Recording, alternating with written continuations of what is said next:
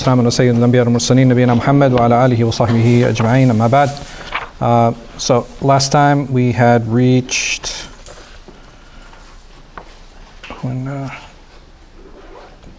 the second section. So we finished the second section, Bab Tahdhir min al-Kadhib ala Rasulullah sallallahu alaihi wasallam, the chapter concerning or warning against lying on the Prophet Muhammad sallallahu alaihi wasallam.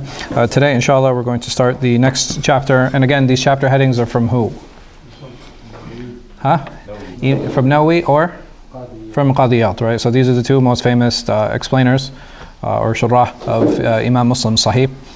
The reason we moved into the lecture hall is because the sisters requested that we have the class in the lecture hall instead of the musalla, and so that's why we shifted it here.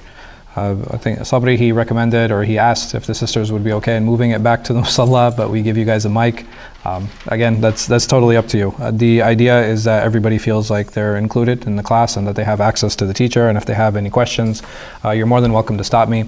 All of you are familiar with my teaching style. All of you know that I have no problem being stopped in the middle of a discussion, or I like to engage with all of you. So having access to all my students is definitely important to me, and I want to make sure that you guys feel like you are important. One of the things that I wanted to share, I didn't get to share this, I've been meaning to share it for the last few classes, but Ibn Hajar, he says, تنازع قوم في البخاري ومسلم لدي وقالوا أي ذين يقدموا فقلت لقد فاق البخاري صحة كما فاق في حسن الصناعة مسلم. So over here he said that between Bukhari and Muslim there's a debate on which one is actually better, and he said from in terms of a grading standpoint and which one is more authentic, then Bukhari is to be given preference. And he said the second part of it, but in terms of order and organization, then Muslim is given preference. So just a few questions like I always like doing before we start the class. What was Imam Muslim's name? Muslim? Ahsant, good. Muslim, what was his father's name? Hajjaj. What was his grandfather's name? Muslim, ahsantum. And where was he born? Naysapur. And where did he die? Naysapur. His most famous teachers? Imam Bukhari. When did he meet him? After what? After he wrote his Sahih. After he wrote his Sahih, that is when he met Imam Bukhari, which is why he does not have a single narration on Imam al-Bukhari and his Shaykh. Another one of his famous mashayikh, who was also a not just I don't even want to say contemporary, but like sort of an adversary of Imam Bukhari. والله وينك يا زلمة في أي عصر أنت يا أخي who was his we had a famous story. This is one of the individuals who actually was advocate. He told him not to take from Bukhari. So he said to Imam Muslim, he said, either you choose me or Bukhari. And Imam Muslim chose? He chose Imam Bukhari. Who was this famous scholar? Muhammad ibn Yahya al-Dhuhli. All right, it's important to remember some of these names. Why? Imam Bukhari actually what? He narrates from him in his Sahih, even though he is an adversary of his. What does that tell us and show us? The sincerity and the justice of the muhaddithin. Yeah, I mean, even though he might not respect him on a personal level, he still had to be. He had to be just, right? He had to be just because he was a narrator of hadith and he was recording them. Radiyallahu anhu wa rahimahu. I don't understand. You said they don't respect each other on a personal level, but why? Like they have different views or opinions. Yeah, it was the issue of the khalq al-Quran on whether the Quran was created or not, and basically. You had Imam Bukhari, he had a very famous book called Juz al-Qira'ah, which was, he spoke on the entire subject. Muhammad ibn Yahya al-Dhuhli didn't really like his answer. he didn't feel he was clear enough, and he felt like he was on the madhab of the Mutakallimin at that time, known as the Mu'tazila, and that's why he warned against him. Actually, Imam Bukhari, I mean, subhanAllah, his seerah requires its own time. It really does. This individual was a genius. Even he has two famous books. His most famous book is what? His Sahih, right? Sahih Bukhari. And his second most famous book, I don't know if you guys are aware. Tarikh, ahsant, right? Tarikh al-Kabir. Tarikh al-Kabir was a book of narrators that he had put together, and he had compiled writing about all of the different narrators. And he says about himself that when he was sitting in Masjid al-Nabawi in the night, he would write his Sahih, but during the day he would write his Tarikh. Rahimahullah wa radiyan. So Imam Muslim, there's a very, very famous story in Hadith Sari, which is Ibn Hajar's explanation. It's his introduction to his explanation of Imam Bukhari's Sahih, it's called Hadi Sari, he talks about Imam Muslim sitting with Imam Bukhari and how Imam Bukhari was, how he recognized his knowledge, and how he had said to Imam Bukhari, I wish I could just kiss your feet, and had I known about you, and I wish I had spent more time with you. But there are a lot of good stories, but like I said, Imam Bukhari's life and his legacy, it deserves a discussion of its own. There's one of the brothers really put together a series of nice tweets. I'll try to find it for you guys, but I want you guys to read it. It's on the life and times of Imam Bukhari. The other thing that I actually discovered, subhanAllah, I wish I had told you guys this before, but you guys know sunnah.com, you ever heard of it? Yes. Yeah. Right, so the translations are like hit and miss. Some of them are good, some of them are not so good. But Imam Muslim's Muqaddimah, or his introduction, is actually translated. So if you guys want to follow along, you can, and we can see how good the translation actually is. Not to say my translation is any better, but we'll try, inshallah. So today, inshallah, we're going to talk about Bab al-Nahy an al-Hadith bi kulli ma sami'. So over here, Imam An-Nawawi, he titles this section of the book saying that it is prohibited to narrate on everything that on everything that you hear. Why is that? And what does that say about a narrator? So if I narrate everything that someone tells me, what does that say about me as a narrator? Can you repeat the question one more time? Sure, no problem. So it does, like, so he comes to me and narrates, he comes to me and narrates, she comes to me and narrates, he comes to me and narrates. Everybody tells me, I push it forward. There's no vetting. Ahsant, tayyib, but why is that a problem? Because not everybody's opinion could be Narrate all the hadiths, or So that's the narration concerning Umar and some of the other narrations that we had talked about. That was him narrating, right? And he's talking about the Prophet ﷺ. And what was it that he feared? He feared that if he said something wrong. Yes. So a lot of the Sahaba, they feared if they said something wrong, that they were scared to share that information, which is why you have some Sahabi who narrated less and some who narrated more. And we'll talk more about that when we talk about Tadween and the compilation of the Sunnah, and why that happened, and if that's the case, did we lose a hadith, right? If that's the case. But inshallah, that's during the compilation when we talk about Tadween, and that'll be in the Hadith Sciences class. But over here, I just want to talk to you guys like on a very logical level. Why is it a problem to narrate everything I hear? There's no way we can accurately... Ahsant, right? There's one very clear hadith. If an individual narrates something, he is one of the two liars. Meaning, who are the two liars? Right, either me or the person I'm narrating it from. Is that a good position to be in? No, absolutely not. So either there's a very strong possibility that I'm forwarding a lie. Not just that. What does Allah subhanahu wa ta'ala tell us? If an individual, if a sinner comes to you with a piece of information, so you are supposed to what? Verify. You're supposed to verify. So verification is something that is inherent. It's a very important part of the religion. So let's see what Imam Muslim has to say, inshallah. And like I said, you guys can follow along. It is the 3rd chapter. You can go to sunnah.com. وحدثنا عبيد الله بن معاذ العنبري قال حدثنا أبي وتحويل الإسناد وحدثنا محمد بن المثنى قال حدثنا عبد الرحمن بن مهدي قال حدثنا شعبة عن خبيب بن عبد الرحمن عن حفص بن عاصم أن رسول الله صلى الله عليه وسلم قال كفى بالمرء كذبا أن يحدث بكل ما سمع. That it is enough for an individual to be considered a liar to narrate everything that he hears. So over here, do you guys notice anything special in the isnad, or does anything stand out? So we have Hafs ibn Asim, Anna Rasulullah sallallahu alayhi wa So, what's up? Okay, all right, skip the Sahabi. The Sahabi is actually Abu Hurairah, as we'll see in the following narration. قال وحدثنا أبو بكر بن أبي شيبة قال حدثنا علي بن حفص قال حدثنا شعبة عن خبيب بن عبد الرحمن حفص بن عاصم عن أبي هريرة. So over here, he connects the isnad. Over here, he connects the isnad. In the previous one, he doesn't mention it, and over here, connects it. He says, "An Abi Hurairah, an Nabi sallallahu alaihi wasallam, bimithli dhalik," right? Similar to it. So the reason he's doing this is to show that the previous chain is actually, no, not weak.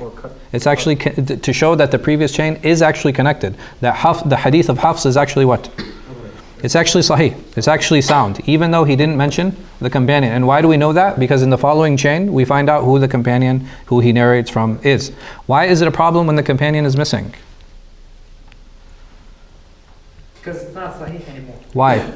You said, yeah. So if I'm a tabi'i, right? If I'm a student of a companion and I say the Prophet ﷺ said, why is that a problem? Who is the person who's missing? You narrated from the person you narrated. The person I narrated from is missing, but who is he? You don't know who it is. Ahsant. It could be another tabi'i, right? It could be another student. It's not necessary that it is a companion, right? It's not necessarily it's a companion, except there's one exception that some of the muhaddithin made. I don't know if you guys are aware. Ya Shafi. Sa'id ibn Musayyib. Right? Sa'id ibn Musayyib, why? Because all of his teachers were companions. All of his teachers were companions. He was considered a senior tabi'i, rahimahullah. Can you explain one more time what you mean by you have to mention whether it's a tabi' or like sahabi? Sure. If it's a tabi'i and he says the Prophet ﷺ said, is that a problem? So I'm not. It's a huge problem because there's a gap between him and the Prophet ﷺ, right? But if the companion is there, khalas, it becomes easy, because the companions, what are the possibilities? If a companion says the Prophet ﷺ said, like for example, we have many hadith from Aisha radiallahu anha that talk about the beginning of revelation. Why is that a problem? Or could be. Huh? Or could be a problem. She wasn't there. No, she wasn't there. She wasn't So Right, it's a potential issue. No, jazakallah khair. tabi'in, they weren't during the Nabi Sallallahu Alaihi Wasallam. Of course. So it's not possible that they heard the Prophet ﷺ say something, because if they heard the Prophet ﷺ say something, they would be what? They should have been during his era. They would have been a Sahabi. في مخضرمين. What is a mukhadram? A mukhadram is a tabi'i who lived during the time of the Prophet ﷺ, but never met the Prophet ﷺ. يعني ومثلهم يعني أويس القرني, a very famous. People think he is a companion when in actuality he wasn't. He met Umar radiallahu anh, and the Prophet ﷺ knew of him. Right? He knew of him. He said, "There's a man from Yemen, كان بار لوالديه," that he was obedient to his mother, and if anything he asked from Allah, Allah would give him. Huh? He heard from the Sahaba, but he never met the Nabi Sallallahu Alaihi Wasallam. But he lived during the time. Versus general tabi'i. A tabi'i is not necessary that he lived during the time of the Prophet ﷺ. He could have lived after he ﷺ passed. But he met a companion. Sahaba. Yeah. Naam, tfaddal. So when Hafs, Mhm. he just does rough himself, right? Yeah. So does that weaken him as a narrator? No, it doesn't. So sometimes you have this thing called tadlis, right? So tadlis, basically, for example, all of you study with me. Is it necessary that you've heard everything that I've said? No, but is it possible, like for example, that Shayma says that, well, Sheikh Farhan said such and such? It's very possible, right? Is it necessary that she was there? No, it's not. Does she need to give the isnad every time? Well, I heard Uthman tell me, that Miguel told him that Sheikh Farhan said such and such. It's not necessary, because it's known that the Sheikh said this, thing, and it's the same thing. When did the isnad become an issue? Why did they need isnad? Why do we have one? This we studied in class, so I'm not going to let you guys go for this. Fabrications. When did these fabrications start? Did they start early or late? Late. They started very early, right? They started very early during the time of who? Or after the death of Uthman radiallahu anh. So this is why you have scholars like Ibn Sirin, they're talking about these things. لَمَّا وَقَعَ الْفِتْنَةِ. Yani when the fitna happened, what fitna are they talking about? They're talking about the death of Uthman, because what happened at the death of Uthman? The rise of, not just the Khawarij, but the Shia as well. And we're going to mention many examples of them. Like Imam Muslim actually mentions a number of examples. When you say early or late, early in, what do you classify as early? Early in hadith literature. So in hadith literature, you're talking, when was he killed? A few years after the Nabi Sallallahu Alaihi Wasallam. Right, so he was killed like 26 years or something, like after the Prophet ﷺ. 650 AD. Well, I don't know. 630, 650. But so like Khilafat Abu Bakr was 2.5 years, Khilafat Umar was 10, and I think his was like 12, right? So yeah, so you're talking about 23 years after the death of the Prophet ﷺ, and this is when they started rising. This is what became a problem 23 years? after the death of the Prophet ﷺ. He was killed, radiallahu anh. Yeah, so because 656 is like, that's the Gregorian death of the Prophet ﷺ. 656? Or something like that, yeah. 630? ما أدري يا أخي, I don't know. I know يعني 13 يعني. وحدثنا يحيى بن يحيى قال أخبرنا هشيم عن سليمان التيمي عن أبي عثمان النهدي قال عمر بن الخطاب رضي الله عنه تعالى بحسب المرء من الكذب أن يحدث بكل ما سمع. He said it is enough for a man to narrate everything to be considered a liar. Again, so now not only do we have one companion, but we have a second companion, Umar radiallahu anh, narrating the same thing. He goes on to say, وحدثني أبو طاهر أحمد بن عمرو بن صرح قال أخبرنا ابن وهب قال لي مالك. So Malik here is who? Imam Malik, Imam Dar-Hijrah.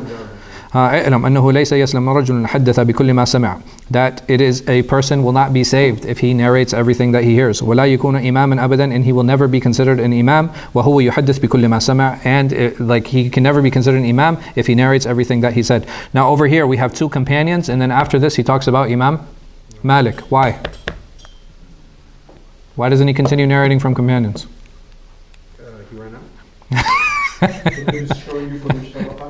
He's showing you from the different he's showing you from the different tabaqat. He's showing you from the different levels, and not just that it is okay to take fatwa. It is okay to take fatwa from imams especially if it is supported by not by strong chains, by prophetic statements. Right? If you have a prophetic statement and then you have an imam giving fatwa in that, what does that help me? How does that help me as a researcher or as a student of knowledge? It reinforces the what? You talked about منطوق ومفهوم, صح? You talked about منطوق ومفهوم, yes? طيب شو الدخل هاي? So that understanding of the prophetic statement. أحسن. Right, this understanding is the right one. Right, the way the Prophet ﷺ said it, there's no other way to understand it. And this reinforces a particular understanding of that. قال حدثنا محمد بن المثنى قال حدثنا عبد الرحمن قال حدثنا سفيان عن أبي إسحاق يعني السبيعي عن أبي الأحوص عن عبد الله قال عبد الله who was here? أبي الأحوص is a student of who? Abdullah ibn Mas'ud. قال بحسب المرء من الكذب أن يحدث بكل ما سمع. It is enough for an individual to be considered a liar because he narrates everything that he hears. وحدثنا محمد بن المثنى قال سمعت عبد الرحمن بن مهدي يقول لا يكون الرجل إماما يقتدى به حتى يمسك عن بعد ما سمع. Is that a man will never be considered an imam that is to be followed unless he withholds himself from narrating everything that he hears. And again, over here, the scholar is Abdurrahman ibn Mahdi. This is not a statement of this is not a prophetic statement. قال وحدثنا يحيى بن يحيى قال أخبرنا عمر بن علي ابن المقدم عن سفيان بن حسين قال سألني إياس ابن معاوية فقال إني أراك قد كلفت بعلم القرآن فاقرأ علي سورة وفسر حتى أنظر فيما علمت. قال ففعلت فقال لي احفظ علي ما أقول لك إياك والشناعة في الحديث فإنه قلما حملها أحد إلا ذل في نفسه وكذب في حديثه. So over here you have an individual, Iyas ibn Muawiyah. He goes to Sufyan ibn Hussein and he says to him, he says that I see that you've been given a portion of the Quran. I see that you've been given a lot of the Quran. So please explain this to me. Please explain some of it to me so that I can see what you have been taught or I can see what you have learned. So I did that. He said I did that for him. And then he said, remember this. I want you to remember, I'm going to tell you something that I want you to remember. Iyaka wa shana. Don't be impulsive in your narration of hadith. Meaning don't narrate everything that you hear, right? Don't be impulsive. Just because you hear something, it doesn't mean that it is necessarily right. فَإِنَّهُ قَلَّمَا حَمَلَهَا. Because it is very few individuals that do this except that they fall into lying, right? Fall into misguidance and to lying.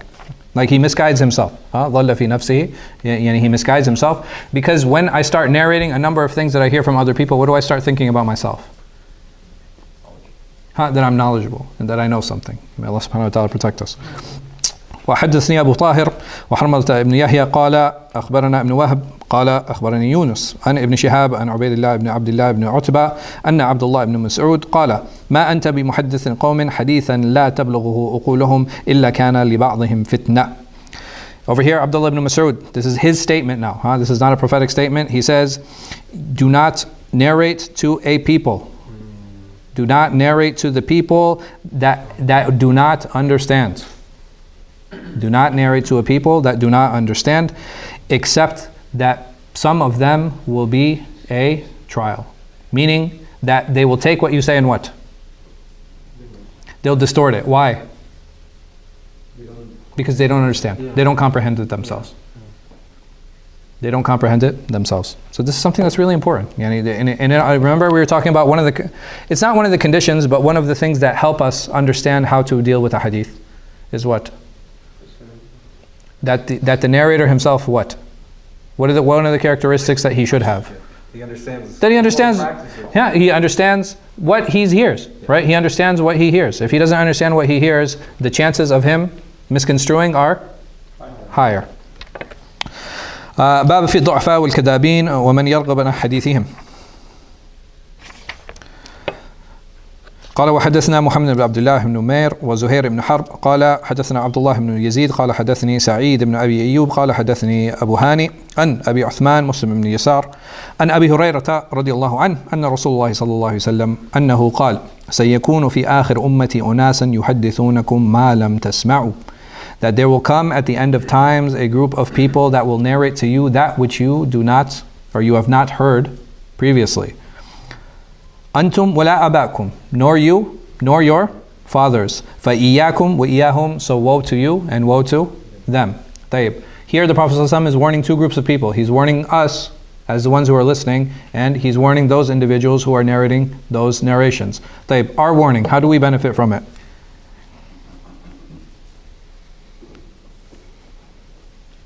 I feel like I'm talking to myself. How do we benefit from this warning? How do we benefit from this hadith? The Prophet ﷺ is saying, I'm warning you and I'm warning them. What is he warning us of? That there are going to be such people? Tayyib, awareness. What else? What is my responsibility now? To verify, ahsant, and to filter. Good. MashaAllah, alhamdulillah. We got to start. Where's Zamzam, man? She didn't bring her super healthy tea today? Yeah, it's well done. Can this be can this be extended to like ghiba and backbiting? So ghiba and backbiting, we'll talk a little bit about that, because the thing is, when it comes to, because we're going to talk about narrator criticism, and does that construe backbiting or not, right? So this is just dealing with information. Ghiba in and of itself is what? It's haram, right? Ghiba in and of itself is haram. But information is mubah, right? Information is mubah. Information is like, it's permissible. The question is like, okay, this information that I'm getting, when does it become impermissible? When I don't verify. Ahsan. Yeah, Uthman, you were going to say something? Okay. تفضل يا أخي. How do we verify? hold this about not narrating everything we hear, and then the prophetic injunction about spreading his words, sure, because there's someone who might understand more. Zay, mumtaz. Number one, are we narrators? No. We're not. No. I'm saying, yeah, also Tadween is done. Like, so the narration is done. Narration's finished. And why do I say that? Because the hadith al-mudawwan, everything's written. Even the chains that we have now, like for example, my chain, does it verify Bukhari is the real book? Like my ijazah. So here I have an ijazah for a Muslim, I have ijazah for Bukhari, and all these other books. Does it verify that book exists? Yes? Mine? Allahu Akbar. Allahu Akbar. Yeah, no, and the reality is, man, like even if you go through these chains that have these ijazat, some of these guys, like, you have no idea who they are. Like, I'm being very honest. Like, going through these chains of narration, some of the mashayikh, you have no idea. Like, they'll just be like, who is he? Oh, he's the sheikh of the person before him. Like, that's the only information that you have about that person. And it's not wrong, but these ijazat, what is the purpose behind them? It can be used as a secondary verification, but can it be used as a primary one? Even today, how do I do a primary verification of a book? Do I go back and be like, okay, let me collect everybody's ijazah? I would actually go to the maqsoot. I would actually go to the manuscript. Right? I would go to the manuscript. But I'm not going to people. Right? I'm not going to individuals. I'm going to actual books. I'm going to the actual manuscripts. Make sense? It doesn't make sense? What doesn't make sense? How do I verify a book? No, but how are you going to verify the book or you don't know what source is reliable? Let's say you don't know what source is reliable. Define source. Define source. It's an عارف مصدر, أنا عارف ترجمة. But I'm saying, like, what is it? The source over here, is the printed book itself. Okay. Is it in his handwriting? If I carbon copy the paper, is it in the right period? Right? Is this one of the well-known narrators of the book? right? So over here, we had talked about it in the first class. The number of major narrators of Muslim are how many? In the first tabaqah. You want to talk about resources? You said I'm not a sheikh. No. Like, so the Sahih Muslim, Imam Muslim didn't go to the matba', right? He didn't go to the printing house and be like, hey, listen, can you go ahead and print this for me? Sheikh, Yeah. still wasn't printing house at the time. I agree. So how did it reach us? Oh, I see. Who are his students? His students, right? There is his students who had to carry it on, and he had 4 major students, and out of those 4 students, one was the one whose variant was the one that was preserved. Right, his was the one that was preserved, and his went to like 5 students. Those 5 students, they had their own, you know what I mean? Like, so that's kind of how it reached us today, because they all had their written ones. And again, we had talked about this in the, I think we talked about, it was at the first or the second class, we talked about manuscripts. I think it was the second class. Watch the video, of course, yeah. That's what they're there for. They're there to preserve, right? You know what I mean? So if you want to see, the source is the video. So anyway. You can hear it directly from me, inshallah. So over here, we said that this warning is not only a warning it's a warning to us so that we learn to verify, and it's a warning to them because now we know not to trust their narrations and trust their information. قال وحدثني حرملة ابن يحيى ابن عبد الله ابن حرملة ابن عمران التجيبي قال حدثنا ابن وهب قال حدثني أبو شريح أنه سمع شراحبيل بن يزيد يقول أخبرني مسلم بن يسار أنه سمع أبو هريرة رضي الله عنه يقول قال رسول الله صلى الله عليه وسلم يكون في آخر الزمان دجالون كذابون يأتونكم من الأحاديث بما لم تسمعوا أنتم ولا آباؤكم فإياكم وإياهم لا يضلونكم ولا يفتنونكم. So over here there's a hadith of Abu Hurairah where he says on the Prophet sallallahu alaihi wasallam that there will come at the end of times dajjalun. There will be many dajjal and many liars, and they will come to you with ahadith. They will come to you with ahadith. They will come to you with narrations that you are not familiar with and you have not heard. Not you nor your forefathers. فَإِيَّاكُمْ وَإِيَّاهُمْ يعني I warn you and I warn them. لَا يُذِلُّونَكُمْ وَلَا يُفْتِنُونَكُمْ that these individuals, they will not misguide you and they will not be a fitna, they will not be a trial for you. Why? Because we know. Ahsant. Like all of the muhaddith, scholars of hadith have worked, and all of the correct hadith have been preserved for us, and that's why these individuals will not be a problem for al-Ummah al-Islamiyah. Yeah, there's another hadith here I want to mention. In order to avoid the Dajjal, قال صلى الله عليه وسلم من قرأ أول 10 آيات من سورة الكهف عصم من الدجال. يعني does this correlate to what you said or not? So over here, Dajjal is used as sigh al-mubalagha. It's used as an exaggeration to represent liars, because Dajjal, he's known to be a great liar, right? So it's meant to be like a mithal. It's not meant to be like actual like little Dajjals running around, right? But what I said, this hadith. That's different. That's different. But it doesn't have to do with this. Interestingly enough, Imam Malik, he has a different jama' of Dajjal. I don't know if you guys know, like the Dajjala. I always thought that was funny. But anyway, the Dajjala.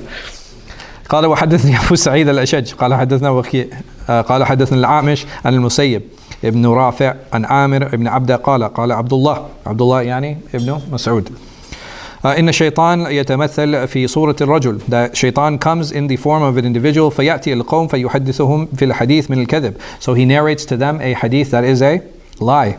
فيتفرقون, so that the people start differing amongst themselves. فيقول رجل منهم, so one of the people says سمعت رجلا أعرف وجهه ولا أدري ما اسمه يحدث. That I heard someone say, but I don't remember what he looks like. I heard someone say something, but I don't remember what he looks like, and I don't know his name. So over here, again, is it possible that the shaitan takes the form of a man, or the individual himself is a shaitan because he's trying to cause problems? Yes, this is an absolute possibility, so that he causes problems and he causes fitna amongst the Muslims. وحدثني محمد بن رافع قال حدثنا عبد الرزاق قال أخبرنا معمر عن أبي طاووس عن أبيه عن عبد الله بن عمرو بن العاص قال إن في البحر شياطين مسجونة أوثقها سليمان يوشك أن تخرج فتقرأ على الناس قرآنا. That in the river, or I'm sorry, in the ocean, there are shayateen that are captured. أوثقها سليمان, and Sulaiman is the one that captured them. Yes.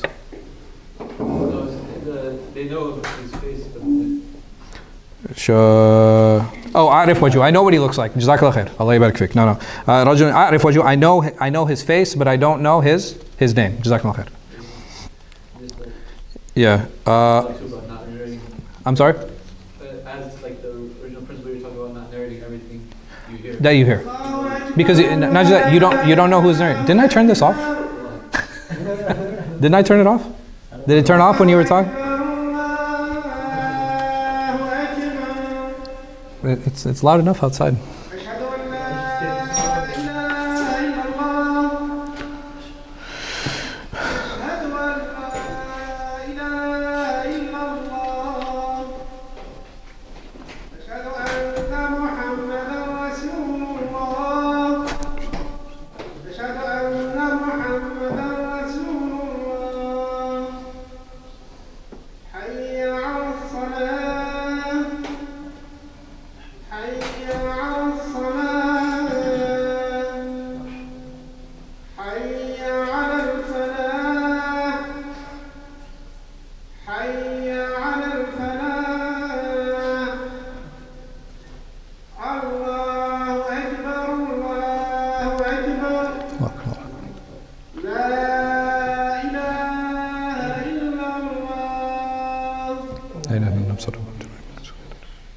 I have a couple questions.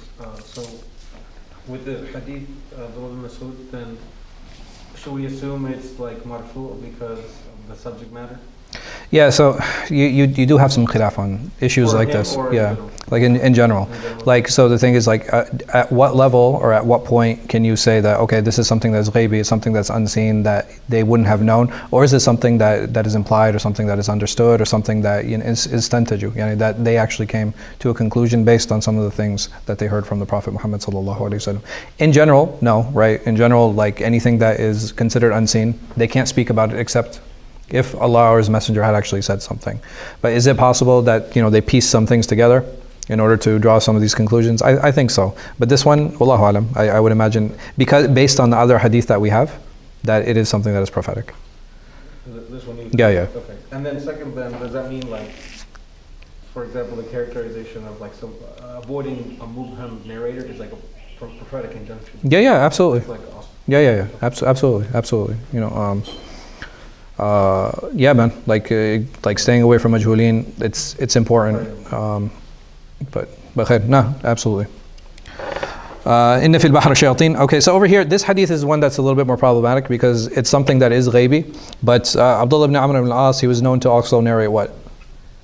Israeliyat, right? So he's known to actually narrate some of the narrations from Ahl Kitab. Is this from them? Wallahu alam. But so over here, I always this story is the one that's always, I found it interesting. So basically, there in the ocean there are these containers that hold jinn because Sulaiman alayhi salam, he actually captured them, and I fear that these shayateen will actually come out and they will read the Quran to the people, so that the people end up what?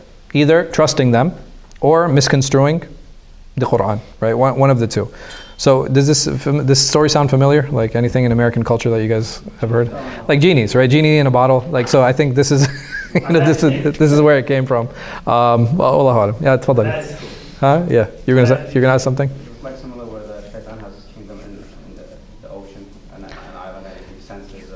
Yeah, yes, yeah, there is one like that, like, and then they all come back to him, and he asked them, like, what did you do? And he was like, I got someone to stop praying, and then he was like, this person, I got their family I got them to divorce, and then he was like, you have like, I mean, so you have, a hadith like this. The question is like, where is this island? Is it something, because the thing is like with the shayateen and the jinn, do they live in the same dimension as we do, or do they live in a completely different space altogether, and sometimes there's overlap, and wallahu alam, like it's something that's unseen. Yeah.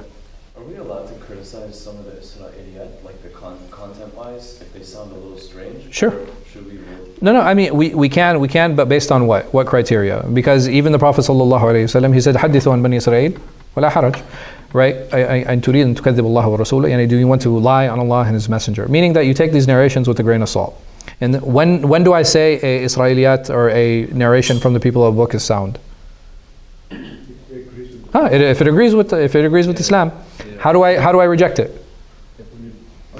Right, when it negates. right? When it negates. But like, for example, even the Israeliyat that we can't talk about, like what does it talk about? It'll talk about like the color of the dog in the cave. It'll talk about like the number of fighters like in a certain battle. I mean, like the information doesn't really have any, like it doesn't have any like bearing on our belief system or even on a lot of our rulings, honestly. The ones that, you know, that we can't support or we can't deny.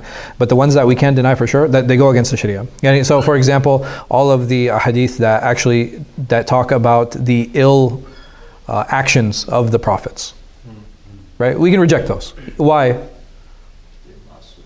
Because the Anbiya are ma'soom, right? The Anbiya are, they're known to be, in a sense, it's not a word, but sinless, right? They're known to be sinless, huh? Divine protection. Yeah, you know, they're divine protection, sinless, like, you know, so that's how they are. And because we believe that, it's not possible that those narrations would be acceptable. I think there's a good logical argument for why that's true. You know, so if you have an individual who's in divine communication with Allah subhanahu wa ta'ala, how is it possible that such a person would sin? Right? Like it doesn't really make sense. It doesn't, you know what I mean? Like it doesn't, like small mistakes, yes, like I can imagine, I can picture that. But like zina or incest or like, you know what I mean? Like it's like not haram يا أخي من الكبائر يعني من أكبر الكبائر. Yeah, I'm saying like خلاص, you know, like the small sins ممكن تتجاوز ghafla, understandable, man, but like major sins is hard for me. Like you don't expect such things from the most wicked people, and then you have a prophet doing it. You know what I mean? Like it doesn't Allah, you know what I mean? It doesn't sit well with me. وحدثني محمد بن عباد وسعيد بن عمر الأشعثي جميعا عن ابن عيينة قال سعيد أخبرنا سفيان بن هشام بن هجير عن طاووس قال جاء هذا إلى ابن عباس. So this individual, he came, Ibn Bushair, he came to Ibn Abbas فجعل يحدثه, and he began narrating to him. فقال له ابن عباس, and Ibn Abbas said to him عد لي حديث كذا وكذا. He said, you know, recite or repeat to me such and such hadith. فعاد له, so I repeated it to him. ثم حدثه, and then he narrated to him again. فقال له عد لي حديث كذا وكذا, and he said repeat such and such a hadith. فعاد له, so I repeated to him. فقال له ما أدري عرفت حديثي كله وأنكرت هذا. Is it possible that you know all of the narrations that I'm sharing with you, but you are negating these that you're asking me to repeat to you? Or is it that you're rejecting all of my hadith and only these two hadith you're actually accepting from me? فقال له ابن عباس, so Ibn Abbas, he said to him, إنا كنا نحدث عن رسول الله صلى الله عليه وسلم إذ لم يكذب عليه. He says that when we used to narrate on the Prophet sallallahu alaihi wasallam when there was no lying at all, that nobody would lie on the Prophet Muhammad sallallahu alaihi wasallam. فلما ركب الناس صعب الظلول وتركنا الحديث عنه. So when people, here he uses a statement that when people started following the difficult and the easy, meaning that they would just follow anything, right? They would just do whatever they wanted, they would just do anything. When people started doing that and they stopped differentiating, we stopped listening. We stopped listening to them. Why? Because now there's a chance that they were lying, right? And they weren't lying before. وحدثني محمد بن رافع قال حدثنا عبد الرزاق قال أخبرنا معمر عن ابن طاووس عن أبيه عن ابن عباس قال إنما كنا نحفظ الحديث والحديث يحفظ عن رسول الله صلى الله عليه وسلم. That we used to memorize these hadith, and these hadith were memorized on the Prophet Muhammad sallallahu alayhi wasallam. فأما إذا ركبتم كل صعب وظلول فهيهات. Yes. Sheikh, just a quick question. You said they were lying, but they weren't lying before. But mumkin they were lying, but we didn't catch them lying. It's not possible. It's not possible. It's not possible. Yeah, we can only catch them, and we know that they're lying. Yeah. But even the ones that you don't know, how do you find out? This we talked all about it in our hadith sciences class. More errors than checks. Like you do comparison. You compare the hadith. You look at his other hadith. You look at his character. Right, there are a number of things that are looked at in order to find out how this person is speaking. Yeah, I'm asking this question because what's their motive for lying? Yeah, they weren't lying before, but they're lying now. For political and social status. Okay. And what was that? That's what bid'ah. That's what bid'ah was. That's what innovation was. So over here he says that we used to memorize on the Prophet sallallahu alaihi wasallam. فإذا ركبتم كل صعب وظلول فهيهات. And then when you started following everything, you stopped differentiating, then we distance ourselves. فهيهات, yani we distance ourselves from you. وحدثني أبو أيوب سليمان بن عبيد الله الغيلاني قال حدثنا أبو عامر يعني العقدي قال حدثنا الرباح عن قيس بن سعد عن مجاهد قال جاء أبو شير العدوي إلى ابن عباس. and Abu Shayr, this is the same one that we had talked about in the previous narration. فجعل يحدث ويقول قال رسول الله صلى الله عليه وسلم قال رسول الله صلى الله عليه وسلم فجعل ابن عباس لا يأذن لحديثه ولا ينظر إليه. So that this individual, he came to the Prophet Muhammad sallallahu alayhi, he came to Ibn Abbas and he started narrating and he started saying the Prophet ﷺ said. The Prophet ﷺ said, and he saw that Ibn Abbas was what? He wasn't listening. He wasn't paying attention. فقال يا ابن عباس, he said, Ibn Abbas, ما لي لا أراك تسمع لي حديثي. Why is it that you don't listen to my hadith? أحدثك عن رسول الله صلى الله عليه وسلم. He said, I narrate to you on the Prophet Muhammad صلى الله عليه وسلم ولا تسمع, and you don't listen. فقال ابن عباس, so Ibn Abbas said, إن كنا مرة إذا سمعنا رجل يقول قال رسول الله صلى الله عليه وسلم. He said that there was a time that when we heard the people saying, the Prophet صلى الله عليه وسلم said, ابتدرت أبصارنا, that our eyes would turn to him. وأصغينا إليه بأذاننا, and we would turn our ears to him. فلما ركب الناس الصعب والظلول, and when the people stopped differentiating, when they started taking things easy and they started taking things difficulty, لم نأخذ من الناس إلا ما نعرف, that we would not take from the people except that which we knew. قال وحدثنا داود بن عمرو الضبي قال حدثنا نافع ابن عمر عن ابن أبي مليكة قال كتبت إلى ابن عباس أسأله أن يكتب لي كتابا يخفى عني فقال ولد ناصح أنا أختار له الأمور اختيارا وأخفي عنه. قال فدعا بقضاء علي فجعل يكتب منه أشياء وينمر به شيء فيقول والله ما قضى بهذا علي إلا أن يكون ضل. So over here you have another narration from Ibn Abi Mulaika. So basically he wrote to Ibn Abbas. He asked Ibn Abbas, he was asking him for advice, and he said to him, he says, can you put together a book for me that's summarized? He says, can you اكتب لي ولا أخفي? Yani don't make it too long. Take the repetitive things out of it, but if you could send me something summarized. فقال ولد ناصح, that this child, he deserves to be advised. أنا أختار له الأمور اختيارا وأخفي عنه, that I will choose for him those things which are important, and those things which are not, I'm going to remove them, I'm going to hide them. قال فدعا بقضاء علي. So he called for Ali's book of Qada. Ali radiallahu anh, he had a collection of his different rulings. فجعل يكتب منه أشياء. So he took from the book, right? So he took down and he started transferring some of the rulings from Ali's book. ويمر بشيء, and he came across some things. فيقول والله ما قضى بهذا علي. So he would come across some of the rulings and he said, man, Ali didn't make this ruling. Ali didn't make this ruling. إلا أن يكون ضال. And if he had, he would be misguided. Showing, and he knows that Ali radiallahu anh, akid, he was not misguided. What is he basically saying here? You can't trust books. Not you can't trust books. Huh? Well, he knows what he's talking. How does he know what he's talking about? By knowing that something's wrong. He knew something was wrong. So over here, is he ascribing it to Ali? No, he's ascribing it to who? The people who narrated from him. And this is going to take us into some of the reasons of why hadith were fabricated. Because who are the people who lean toward Ali? The Shia. So what did they do? Sometimes they would exaggerate some of his rulings. Sometimes they would make rulings that would be in their favor. And this is why Ibn Abbas, when he came across it, he's like, no way. Ali didn't write this. This is not Ali's ruling. And he's not doubting Ali. He's doubting the people who are narrating, or people who collected it. Even to this day, there's like certain clothes that they use, like field clothes, and it's completely different people. Yeah. Modern people. Yeah. Subhanallah. Disney said something. Yeah. Allah musta'an. I think it's time for salah. Inshallah, we'll stop here and we'll continue bi'idhnillah next time. Wallahu a'lam wa sallallahu ala khayri khalqi nabiyina Muhammad wa ala alihi wa sahbihi. I guess I'll take questions until iqama, if there are any. Inshallah, the next hadith, مش next week, but the week after. Yeah. Will the hadith class be at a different time or not? Because Maghrib and Isha is... So we're going to keep it at the same time. When in November, the time will be fixed, inshallah.